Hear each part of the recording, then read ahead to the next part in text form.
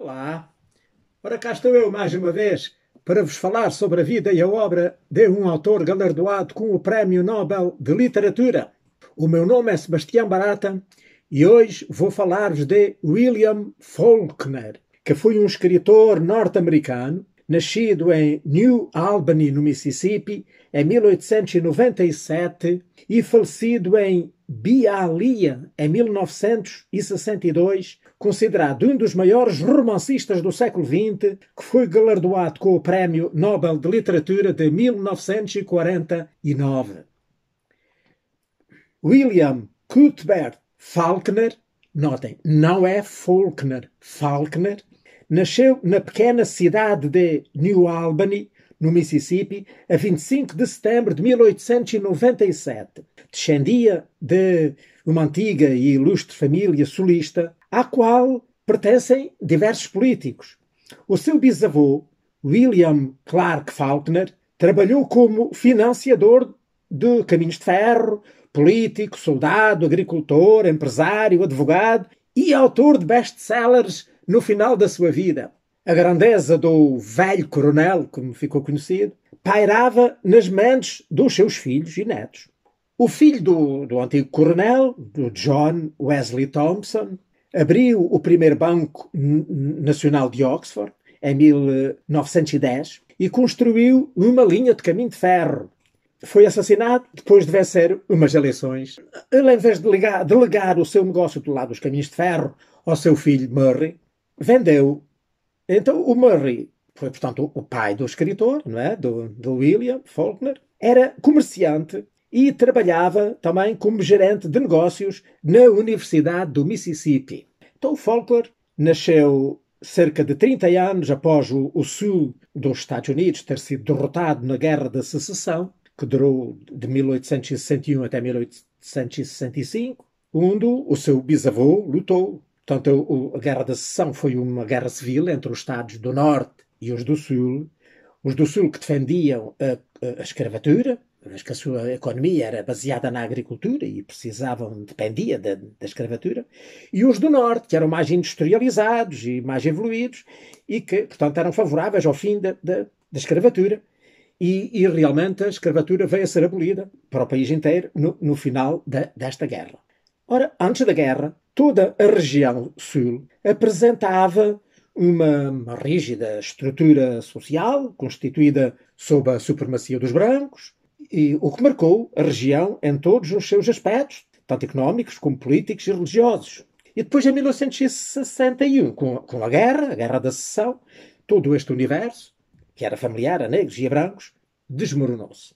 E durante os 4 anos que durou a guerra, o Sul foi devastado, desfizeram-se a delicadeza e as maneiras gentis e instaurou-se a degeneração moral e física dos poor white, aqueles brancos empobrecidos e das famílias que, portanto, ficaram arruinados por causa da abolição da escravatura, na qual se baseava toda a economia local. Então o Faulkner cresceu no meio deste ambiente e isso veio-se a refletir marcadamente depois na sua obra. Era propensa à melancolia e à solidão. Ele escrevia poemas, lia, tentava pintar. Depois tornou-se amigo do Phil Stone, que era um escritor e que era advogado e que tinha relações com jovens escritores da altura. Então, apesar da sua notável inteligência, talvez mesmo por causa disso, a escola aborreceu o Faulkner e ele nunca chegou a acabar o liceu. Depois de desistir, foi trabalhar numa carpintaria e esporadicamente foi também funcionário no banco lá do avô. Depois o Stone convidou-o para se mudar e ir viver com ele para New Haven, no Connecticut. E ali o Faulkner, incentivado lá pelo Stone, alimentou a sua paixão pela escrita e enquanto ia trabalhando na Winchester, a famosa fabricante de espingardas, não é? E então, quando tinha 17 anos, rebentou a Primeira Guerra Mundial. E ele tentou alistar-se lá no serviço militar, mas foi recusado porque media pouco mais do que 1,60 m de altura. Mas ele não desistiu e acabou por se alistar na Royal Air Force, no Canadá. E, portanto, para isso ele teve que mentir sobre vários factos, incluindo sobre o seu nome, que ele mudou de Faulkner para Faulkner, que ele achava mais britânico. E nunca mais deixou de ser o Faulkner, até hoje. Mas ele terminou o treino militar pouco antes da guerra se acabar e já não chegou, então, a viajar para a Europa e já não chegou a combater nada. Ora, depois da guerra, ele passou um ano na Universidade do Mississippi, em Oxford, mas ele de estudos não gostava muito. De qualquer maneira, lá ainda estudou alguma coisa de inglês, de francês e de espanhol. Deixou a universidade e depois foi a trabalhar para uma livraria como ajudante de livreiro lá em Nova York.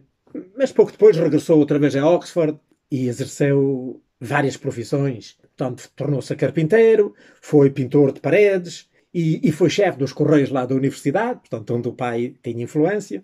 E no ano de 1924, ele publicou o seu primeiro livro, que era uma coletânea de poemas chamada The Marble Faun, por influência do Stone, que meteu lá a cunha na editora. No ano seguinte, ele depois partiu para New Orleans e aí conheceu Sherwood Anderson, que ele considera ser a única influência literária na sua escrita. Então lá ele escreveu artigos para jornais e para revistas e veio a publicar então o seu primeiro romance, que era o Soldier's Pain, a recompensa do soldado em português, está traduzido em Portugal, e que foi editado em 1926. Logo a seguir ao livro ter sido aceito lá para a editora para publicação, ele viajou para a Europa e viveu alguns meses num hotel em Paris. Voltou depois e foi para a Louisiana. O Sherwood Anderson, né, que já tinha conhecido, como vimos, e que se tinha se tornado, portanto, seu amigo, aconselhou o Faulkner a escrever sobre a sua região natal, lá do Mississippi. Um lugar que certamente ele, claro, conhecia muito bem. E ele, inspirado no conceito, o Faulkner começou então a escrever sobre os lugares e sobre as pessoas da sua infância, desenvolvendo muitas personagens coloridas, baseadas em pessoas reais, com quem ele tinha crescido ou de que ele tinha ouvido falar, incluindo o seu bisavô, o famoso grande coronel. Depois então de se estabelecer definitivamente em Oxford, o Faulkner casou-se com Stella Oldham, no ano de 1929, que era uma namorada que ele tinha tido na adolescência, por quem ele realmente se apaixonou perdidamente e que continuava apaixonado por ela, ao ponto de insistentemente a tentar convencer a pôr termo ao seu casamento infeliz. E realmente assim veio a acontecer. Ela divorciou-se e casou então com ele nesse ano de 1929. Logo seguidamente a Stella engravidou. Em janeiro de 1931 ela deu à luz uma filha, uma menina, a que chamaram Alabama. Mas tragicamente era muito prematura e só viveu pouco mais de uma semana. E então a primeira coleção de contos de Faulkner, que ele editou depois a seguir no ano de 1931, ainda nesse mesmo ano, chamada These 13, portanto, estes 13, é dedicada lá à Stella, à esposa, e à filha, falecida, à Alabama. Essa coletânea, que eu julgo, não está editada em Portugal. Mas depois, no ano de 1933, a Estelle deu depois, então, à luz uma outra menina, a que deram o nome de Jill, e que então essa sobreviveu e foi a única filha sobrevivente do casal. Ora, o Faulkner utilizou a técnica do fluxo da consciência, que foi consagrada pelo James Joyce, a Virginia Woolf, o Marcel Proust, o Thomas Mann. Então o Faulkner narrou nas suas obras, através deste método, a decadência do sul dos Estados Unidos, interiorizando-a nos seus personagens, a maioria deles vivendo situações desesperadoras, num condado imaginário que ele criou, chamado York-Napataupfa. Então, a área de localização lá desse imaginário condado era no extremo norte do estado do Mississippi, mais ou menos onde se situa o verdadeiro e real condado de Lafayette. O interessante é que, nas poucas vezes em que ele escolheu um cenário diferente deste, as obras do Faulkner foram sempre obras menores, sem a força daqueles grandes momentos das obras localizadas lá no tal condado imaginário do Jörg Knapp. Em 1929, depois de regressar a Oxford portanto, de se ter casado, como vimos, ele publicou Sartoris, que está editado em Portugal com o mesmo nome, e que foi, portanto, saiu na Sun de 1929, e que é a primeira obra passada lá nesse tal mítico condado. Né? Aquele seu bisavô, que já falámos, é retratado lá neste romance do Sartoris como no papel de o velho coronel Sartoris. E aparece também em diversas outras novelas dele. E também o seu pai, portanto, aquele que era comerciante, também foi transformado em personagem em várias novelas do Faulkner. Nos anos seguintes, ele publicou os seus principais livros, aqueles com os quais receberia o respeito da crítica, mas não muito o favor dos leitores. De toda a sua produção, somente 2 livros, que foi o Sanctuary, que em português se chama O Santuário, que saiu em 1931, e um outro que é de Rivers, que foi o último livro dele, que em português tem o nome Os Ratoneiros, e que saiu só no ano de 1962, esses 2 é que foram realmente grandes sucessos diante do público. O Faulkner intercalou períodos de recolhimento com outros em Hollywood, onde ele recorria sempre que precisava de dinheirinho. Como os obras não vendiam muito. E então, a partir da década de 30, ele passou a ir a estar frequentes períodos em Hollywood, a ajudar na elaboração de roteiros. Alguns desses filmes ainda hoje são reverenciados pela crítica, como o filme À Beira do Abismo, que foi baseado num romance que tinha o mesmo nome do Raymond Chandler, e um outro que se chama Uma Aventura na Martinica, que é baseado naquele livro O Ter e Não Ter do Hemingway. Por outro lado, a obra de Faulkner também forneceu o roteiro para vários filmes. Destes, pelo menos um, que se chamou O Mercador de Almas, tornou-se um clássico graças ao diretor, o Martin Ritt, e ao prodigioso elenco que era encabeçado por Paul Newman, no qual participavam a Joan Woodward e o Orson Welles. Ora, com o que ganhava no cinema, o Faulkner comprou uma fazenda junto à cidade, né, de Oxford, no ano de 1936. E foi aí que ele escreveu a maior parte das suas obras, que ele passou a viver e escreveu a maior parte das suas obras.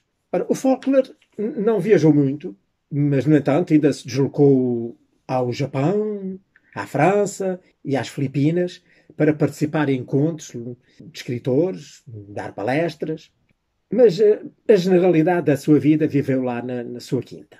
Em 1950, enquanto ele estava lá a lavrar o campo lá na sua quinta, recebeu a notícia de que tinha ganhado o Prémio Nobel de Literatura, referente ao ano anterior, atenção, que na ação de 1950 foram atribuídos 2 prémios, o de 1949 e o de 1950. Já não foi a primeira vez que isso acontecia e nem viria a ser a última. E então ele ganhou o de 1949, que lhe foi atribuído pela sua poderosa e artisticamente única contribuição para o romance americano moderno. Ora, depois de ganhar o Nobel, ele ganhou outros prémios. Ganhou o National Book Award no ano de 1951 pela sua coletânea Collected Stories. E no ano de 1955 ganhou outra vez o mesmo prémio pelo romance A Fable, que em português está traduzido com o nome A Fábula, que era de 1954. Também venceu 2 vezes o Pulitzer de ficção, um por essa mesma fábula, que foi o primeiro, em 1955, e o segundo, do ano de 1963, esse que já lhe foi atribuído a título póstumo pelo tal romance Os Ratoneiros, de que já lhe referi atrás, e que tinha sido, portanto, o seu último romance. O Faulkner, um eterno tímido, costumava dizer que preferia a companhia dos seus amigos caçadores e da gente simples lá da sua fazenda ao brilho das rodas literárias. Portanto, o Faulkner faleceu depois de ataque cardíaco na localidade de Bialia, no dia 6 de julho de 1961, pouco depois, então, de sair aquele seu último romance, Os Ratoneiros. Ora bem, as suas obras têm a sua escrita, têm uma característica muito especial. Portanto, estilisticamente, a obra do Faulkner caracteriza-se por uma escrita complexa, com longos parágrafos e com pontuação irregular, esparsa, muitas vezes mas insistente, intercalados não raras vezes por parênteses e travessões que acolhem outros longos períodos. Esta maneira de escrever, típica do tal fluxo de consciência, que foi inaugurada pelo Proust e depois refinada pelo Joyce e pelo Woolf e outros escritores, que foram identificados com o modernismo. Portanto, isto exige do leitor uma profunda cumplicidade e uma aguda capacidade de concentração. Não é fácil ler o Faulkner. E depois, se tiver tempo, ainda vou falar do romance que andei a ler esta semana e confesso que, de facto, não é muito fácil. É preciso muita atenção. Eu tinha que desligar tudo e concentrar-me na leitura para não me perder. Ora, o Faulkner, inspirado pela comédia humana do Balzac, utilizou bastante a técnica do retorno de personagens. A mesma personagem depois aparece em várias obras e situada em épocas diferentes. Uns quando era novo, outros quando é já mais idoso. Por exemplo, o velho Coronel Bayard, que é o tal que é inspirado no seu bisavô, o Bayard Sartoris, portanto, que é protagonista do tal romance, o Sartoris, é o narrador das histórias de Os Invencidos, que saiu em 1938. Neste caso, é em situações que remontam à sua infância. Portanto, já não é o velho Sartoris, mas é o jovem Sartoris. Depois, a personagem do Quentin Compson, que se suicida no O Som e a Fúria, que foi editado no ano de 1929, reaparece depois numa outra fase da vida, noutro também importante romance, que é o Absalom Absalom, que em português tem o nome o Absalão Absalão, e que saiu no ano de 1936. E o mesmo acontece com inúmeros outros, com outras personagens que são principais, mas vezes nuns, depois são secundárias noutros, e que aparecem tanto nos romances como depois nos contos, aparece a mesma personagem. Há também a repetição de nomes para designar pessoas diferentes dentro da mesma família e às vezes até fora da mesma família. Os dois com o mesmo nome. E há mesmo um caso em que é dado o mesmo nome a duas pessoas do sexo diferente. Também no romance O Som e a Fúria aparece a personagem Quentin, que é o nome do irmão do Caddy, mas depois é também o nome que ele dá a uma sua filha. Portanto, é uma outra característica da obra dele. Portanto, a obra do Faulkner costuma ser dividida em 3 períodos. O primeiro, que foi assim, um período de aprendizagem, é formado pelas criações iniciais, abrigando inclusivamente o tal Sartoris e alguns contos, incluídos naquela coletânea These 13, portanto, estes 13, que foi editado em 1931 e que ele dedicou à esposa e à filha falecida. Também aqui, nesta fase, é grande a influência ainda da literatura dos finais do século XIX, principalmente dos poetas Tennessee e Swinburne, e do período literário inglês da década de 1890, com a sua linguagem elegante e estilizada. Depois o segundo, e que foi o mais importante período da sua escrita, começa com O Som e a Fúria, e prolonga-se até a The Wild Palms, que em português é Palmeiras Bravas, Rio Velho, e que foi o tal que eu andei a ler esta semana e que junta aqui 2 histórias. Eu não sei se no fim ainda terei tempo para falar, mas admitindo já que não tenha, eu direi já que é um livro onde ele conta 2 histórias em paralelo. Um capítulo de uma e depois um capítulo da outra. Ainda sempre por aí adiante até chegar ao fim. Uma é passada numa altura, outra é passada 10 anos depois. Uma é passada num local, outra é passada no outro. Aparentemente não têm nadinha que ver uma com a outra. Mas será que não têm? Eu desconfio que são capazes de ter. Eu pelo menos fiquei com essa ideia. Ora, então, este, como já disse, é o período mais fecundo do autor. É um período onde ele encontra o seu caminho, onde ele apresenta obras violentas, austeras, plenas de horror, mas também onde não falta, por vezes, uma comicidade exacerbada. Portanto, é tudo extremo. E é aqui que o Faulkner desenvolve o seu estilo avassalador, com aquelas frases longas, muitas vezes obscuras, que se espalham por uma página inteira e que obrigam o leitor a guardar pequenos detalhes ínfimos para não se perder. que só terão explicação, eventualmente, lá num desenlace, enfim, muitas vezes frustrante, e que torna, de facto, a tal dificuldade de ler os livros do Faulkner. O mesmo facto é contado alternadamente por personagens diferentes. Há contos, portanto, que são encadeados um no outro até formarem um romance, como neste que eu li. Portanto, o mundo é mostrado muitas vezes por um idiota ou por um indivíduo desconexo que na sua loucura se suicida e que narra nas vésperas do seu fim. É aqui que se encontram aquelas narrativas trágicas da decadência moral e material de famílias inteiras, como a família dos Snopes, dos Compson, dos Steupen e dos Sartoris, que foram, portanto, protótipos da derrocada inevitável de um Sul imerso num passado glorioso e que é atropelado pela história, pela maldição do sangue, do preconceito racial. Praticamente destruiu o Sul como era conhecido e amado até, porque ela vivia até à altura. Depois entramos no terceiro período, que foi iniciado com um romance que se chama, em português, A Aldeia, de Hamlet, no original, e que saiu em 1940. E vai até ao tal que ele publicou mesmo quando já estava para morrer, o The Rivers, que em português é Os Ratoneiros, e que saiu em 1962. As obras deste período, Faulkner começa a vislumbrar alguma esperança para a condição humana. Esperança esta que já começava a transparecer assim em algumas histórias, nomeadamente naquele livro Os Invencidos, quando o Bayard Sartoris, portanto o Nat Sartoris, se recusa a vingar a morte do pai, por exemplo. Portanto, nesta última fase, o Faulkner demonstra também uma certa desilusão com os negros, porque ele esperava que eles fossem menos passivos perante a condição subhumana a que estavam relegados, principalmente lá nos Estados do Sul. E ele sentiu-se desiludido deles não lutarem. Por outro lado, a escrita do autor começou a tornar-se cada vez mais rebuscada.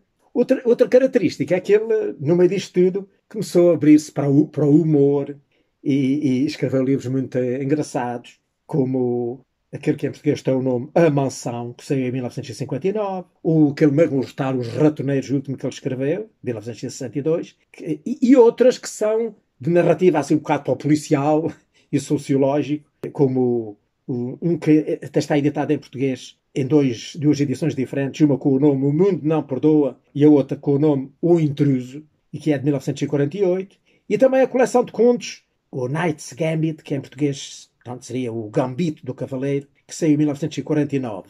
O Gambito, não se sabe, é uma jogada de xadrez em que fica uma peça nossa para que com isso o adversário, ao comê-la, fique depois um bocado mais sujeito a nós o atacarmos depois e ganharmos. O Gambito, que é o último conto dessa coletânea.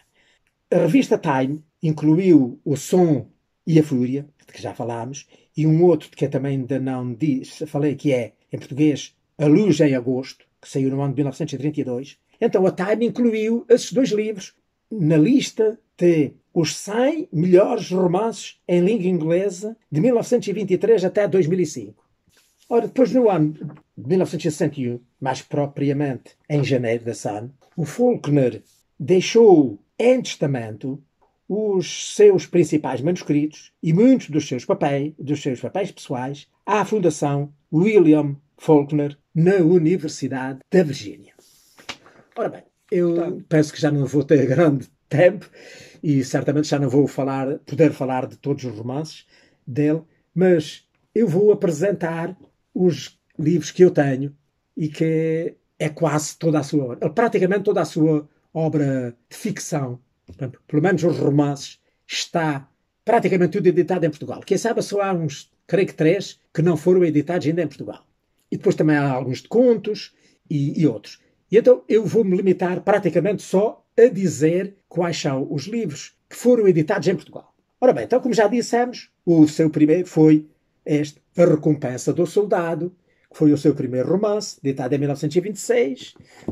Depois, a seguir, há um outro, que em português se chama Os Mosquitos, que esse também é um dos que eu não tenho, mas também está editado em Portugal, Os Mosquitos, e que é uma paródia sobre a geração perdida, lá, e que se situa em Nova Orleans.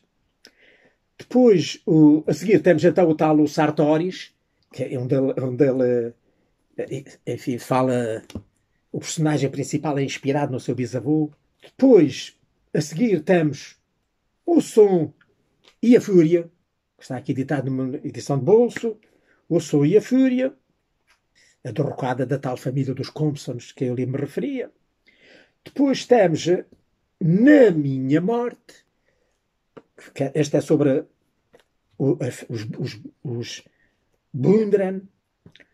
Depois temos a seguir O Santuário, Sanctuary, um dos seus também mais famosos livros, que saiu em 1961, que envolve gangsters, estupros, assassinatos, que é, portanto, desta fase dele de extremos. Depois, a seguir, há um que não está traduzido, ou dois que não estão traduzidos em Portugal, de que eu não vou passar e vou passar à frente. Temos depois, então, outro que está traduzido, que é de 1932, que é A Luz em Agosto, que é um dos tais dois que a Time considera dos melhores livros de língua inglesa, mais ou menos do século XX. Ali também se cruzam dois enredos, um bocado parecido com aquele que eu li. Depois temos o Absalão, que é de 1936, que é a tragédia da família Steupen. Depois já há um outro, Os Invencidos, que eu já vos disse ali atrás, ainda não tenho. Depois, então temos este, que é onde eu a ler, que tem as tais duas histórias intercaladas capítulo a capítulo, que é Palmeiras Bravas, uma, e a outra, o Rio Velho, que aqui tem o nome de Rio Velho, mas que está também editado O Homem e o Rio, só a segunda história, aquela do Rio Velho, portanto, que foi, digamos, retirado daquele conjunto e separado e editado sozinho, que de facto, depois de ter lido os dois em conjunto, acho muito mal feito editarem só um. Depois, então, entramos nos livros da terceira fase, aquela em que ele deixou esta, digamos, escrita violenta, forte, exacerbada, para começar a entrar numa escrita mais simples ou mais domesticada. E então o primeiro é, como já disse, o tal Aldeia, que é o primeiro de uma trilogia, onde ele fala da saga daquela família dos Snopes, que eu já lhe referi atrás. Já é uma família que teve um passado incerto, começaram sempre a negociar em cavalos e depois acabam por se tornar ricos e dominar ali uma região inteira. Depois, temos a seguir um que está editado também em Portugal, também, por duas editoras com dois nomes diferentes. Numa é O Intruso e na outra é O Mundo Não Perdoa. Portanto, também aqui o preconceito racial está aqui muito envolvido, porque é um negro que é acusado de matar um branco, e isso depois dá grandes chatices e grandes broncas. Depois temos, então, o Requiem por uma Freira, que retoma uma personagem que já tinha aparecido lá no Santuário e que aqui agora já cresceu, já está casada e, portanto, já evoluiu. Depois temos a seguir a Fábula, que é uma alegoria sobre a Primeira Guerra Mundial. Depois, então, temos A Cidade, que é o segundo volume da tal trilogia que tinha começado lá com a Aldeia, esta cidade. E depois temos o terceiro, que termina essa tal trilogia sobre os Snopes, que é A Mansão. Depois, a seguir, temos aquele outro, que é o último que ele escreveu, e que foi editado mesmo quase poucos meses antes de ele morrer, e que é Os Ratoneiros, e que lhe valeu, enfim, um grande prémio já depois da morte. Ora bem, depois tenho uma coleção de contos que são das poucas que existem em Portugal, creio que 3, e que é esta aqui, que é o Desce Moisés, que é o último conto da coletânea. E ele, nesta coletânea, portanto, retoma aqui vários contos que já tinham sido publicados e acrescentou outras novas, e, portanto, é uma quantidade enorme de contos. Depois já há outras coletâneas de contos que não estão editadas em Portugal, Mas há uma que saiu em 1979 e que está traduzida em Portugal, que é esta aqui, que é Histórias Inéditas, e que está editada em 2 volumes. Este é o primeiro e este é o segundo. E que tem, portanto, aqui muitas histórias. Dezenas de histórias. Né? São 2 belos volumes. E que, portanto, quem quiser, de facto, iniciar-se na literatura do Faulkner, tem aqui uns bons livros para ler. Há, pois, uma outra coletânea, que já é muito antiga, foi editada no ano de 1948, naquela coleção da antologia do conto moderno, que foi editada pela Atlântida, e que se chamava exatamente só William Faulkner, e que tinha, creio que uns 5 ou 6 contos do Faulkner. Mas, portanto, ainda não a encontrei, mas se encontrar e desejo comprá-la, apesar desses contos estarem todos também noutras coletâneas. Portanto, de contos é tudo. Que eu saiba, não há sequer editado em Portugal qualquer livro de poesia dele. E tem depois um livro de ensaios, onde estão reunidos vários ensaios, e não só. Ele tem 17 ensaios, 10 discursos, um deles é o discurso de aceitação do Prémio Nobel. Tem também aqui 5 introduções dele a livros dele próprio.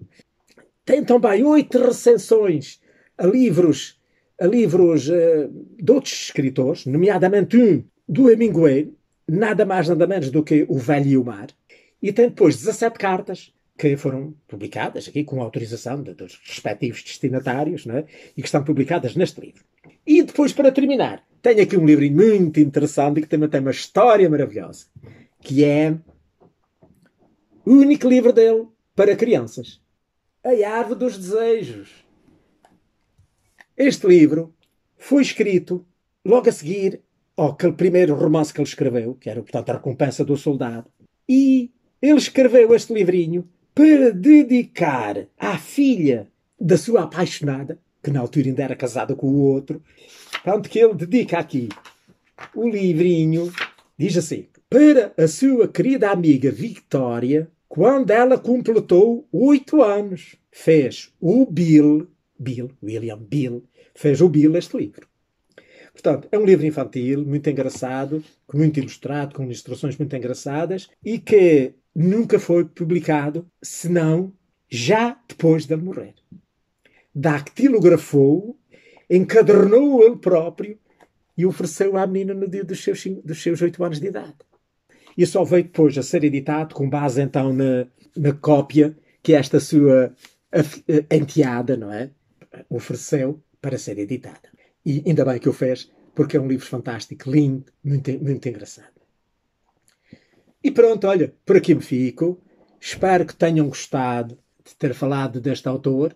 É pena já não ter tempo de desenvolver sobre aquilo que li esta semana, mas aconselho a lerem o livro, que é muito interessante, embora difícil, como já disse. Mas, no geral, a maioria da literatura dele é difícil. E pronto, para a semana, se puder e tiver vida e saúde, se Deus permitir, cá estarei de novo para vos falar do outro autor galardoado com o Prémio Nobel de Literatura. Ora, passem muito bem!